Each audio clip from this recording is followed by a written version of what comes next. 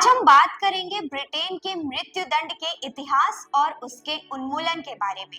ये कहानी एक लंबी यात्रा की है जिसमें समय समय पर बदलाव आते गए और अंततः ब्रिटेन ने मृत्यु दंड को समाप्त कर दिया। आइए जानते हैं कि ये कैसे हुआ। नमस्कार, मैं हूं कंचन। आप देख रहे हैं इतिहास के किस्से कहानियों से जुड़ा ये प्रोग्राम दिन विशेष।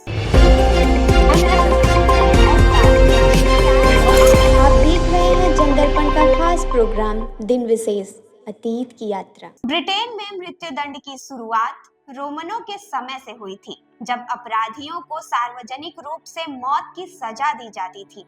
मध्यकाल में तो ये और भी सामान्य हो गया था। हत्या, चोरी, जादू टोना और राजद्रोह जैसे अपराधों के लिए मृत्यु दंड दिया जाता था। 17वीं और 18वीं शताब्दी में, जिसे ब्लडी कोड कहा जाता था, 200 से अधिक अपराधों के लिए फांसी की सजा दी जा सकती थी।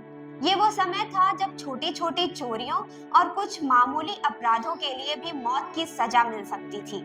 लेकिन बदलाव की शुरुआत 19वीं शताब्दी में हुई। 1823 में सर रॉबर्ट पील ने कानून सुधार की पहल की और छोटे अपराधों के लिए मृत्यु दंड हटाने की कोशिश की। 1861 में अपराधों की सूची को छोटा किया गया और केवल कुछ गंभीर अपराधों जैसे हत्या, राजद्रोह और जासूसी के लिए ही मौत की सजा देने की व्यवस्था बनाई गई। वहीं 1858 में कैपिटल पनिशमेंट अमेंडमेंट एक्ट आया, जिसके तहत फांसी को अब सार्वजनिक जगह के बजाय जेल में दिया जाने लगा। इससे पहले मृत्यु दंड को सार्वजनिक रूप से दिया जाता था, लेकिन अब ये एक निजी प्रक्रिया बन गई। अब आते हैं 1965 पर, जब ब्रिटेन ने मृत्यु दंड को स्थायी रूप से खत्म करने का फैसला लिया।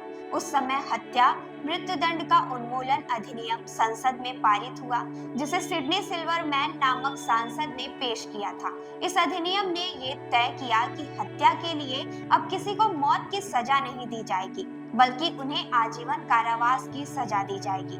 हालांकि इस कानून को कुछ समय के लिए निलंबित किया गया था, लेकिन 1970 में इसे स्थायी बना दिया गया। इसके बाद 1964 में ब्रिटेन में अंतिम बार 2 लोगों, पीटर एलन और ग्वेन इवांस को फांसी दी गई। इसके बाद से ब्रिटेन में मृत्यु दंड की सजा कभी नहीं दी गई। अब आप सोच रहे होंगे कि ये सब कैसे हुआ।